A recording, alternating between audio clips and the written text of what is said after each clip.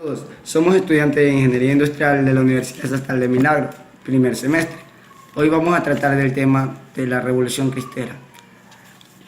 Con mis compañeros son Yomara Batalla, a mi derecha, y a mi izquierda, Emily Vieira.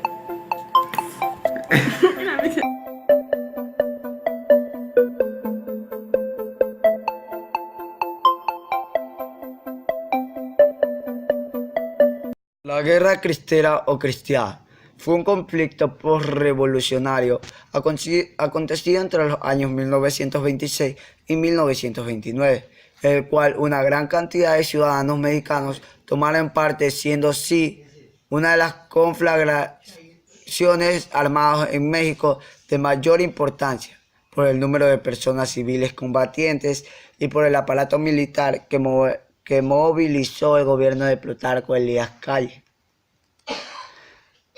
Desde la época en la con las leyes de reforma que buscaba que la Iglesia Católica perdiera gran poder monetario y político que tenía, gobierno e iglesia se vieron en conflicto. Este conflicto se agravó para 1926, al implementarse el gobierno los artículos de la Constitución de 1917. Específicamente el 3 y el 130, de forma radical para controlar totalmente la iglesia. Así, el gobierno de Plutarco Elías Calles decidió cuántos sacerdotes debían de servir en cada templo. Tenían que registrarse en una especie de censo y debían de ser mexicanos por nacimiento para poder así realizar sus actividades de culto religioso. Todos los sacerdotes extranjeros fueron expulsados del país. Por ningún motivo podía la iglesia involucrarse en asuntos políticos, además de tener prohibido sostener o abrir colegios, ya que en el artículo 3 constitucional se enfatizaba que el carácter laico de la educación y que además solo el Estado le correspondía su impartición y control. Con estas medidas claramente anticlericales y antieclesiásticas, se desencadenaría una llamada guerra cristera. La ley de Calles fue la causa de este conflicto civil. Además de las prohibiciones, el gobierno intentó la creación de una iglesia que nada tuviera que ver con el Vaticano, pero sí socavar totalmente la influencia de la iglesia, fiel al jerarca católico en la población. La reacción de la Santa Sede a la ley de Calles fue un rechazo total. Las actividades religiosas en todo México fueron suspendidas en protesta a la medida tomada contra la iglesia, y la población se manifestó para intentar lograr que las medidas tomadas dieran marcha atrás, pero nada de esto sirvió. Ni siquiera el boicot económico contra el gobierno de Plutarco Elías Calles logró echar atrás la medida adoptada contra la libertad religiosa. Cabe recalcar que el grupo de seguidores mexicanos reunió 2 millones de firmas para la abolición de esta ley, pero no fue escuchada. Algo que también cabe recalcar es que en aquellos tiempos hubo un atentado hacia la Virgen de Guadalupe y el gobierno socavó o escondió o protegió a aquel persona que lo había hecho, ya que se vivía en constante conflicto entre los dos bandos, del gobierno y de la Iglesia Católica. Cabe recalcar que solo 5 sacerdotes tomaron armas, que unos 100 sacerdotes ofrecieron su labor pastoral a los cristeros, algunos fueron capellanes militares y solo 5 optaron por todas las armas. La mayoría del ejército, un dato curioso, la mayoría del ejército cristero eran campesinos. La mayor parte de los combatientes provenían del campo y que un 60% no había recibido una educación.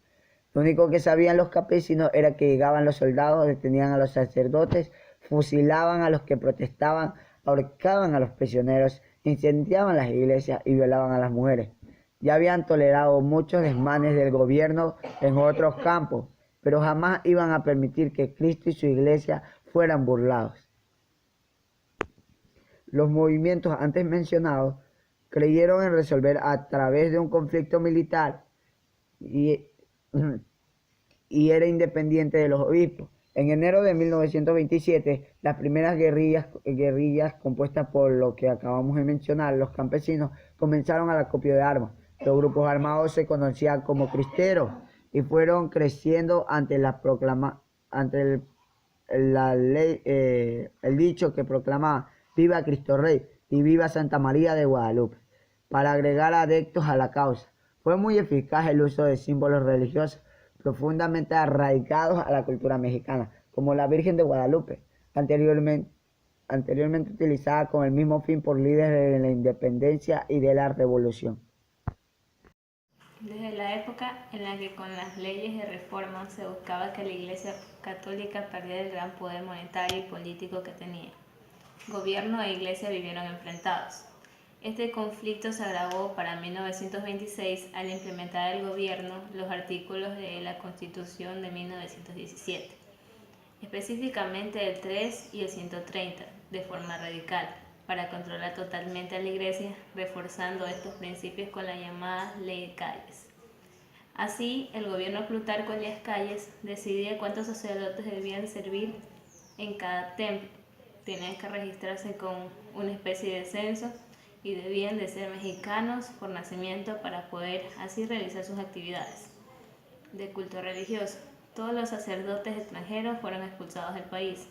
Por ningún motivo podía la Iglesia involucrarse en asuntos políticos, además de tener prohibido sostener o abrir colegios, ya que en el artículo 3 constitucional se enfatizaba el carácter laico de la educación y que además solo al Estado le correspondía su impartición y control. Muy arriba. El pueblo descubre en el cierre de los templos otra agresión del gobierno contra la libertad religiosa. Cierre de iglesias, expulsiones de sacerdotes y arrestos de dirigentes católicos. El ambiente se vuelve extremadamente explosivo y en un intento más por conseguir la libertad religiosa, dos obispos se entrevistaron con Calles, quienes los trata con dureza. Las palabras finales del presidente son un reto. Ya les he dicho a ustedes que no tienen más que dos caminos, o sujetarse a la ley o lanzarse a la lucha contra el gobierno actual para derrocarlo. Era el 21 de agosto, los obispos no pretendían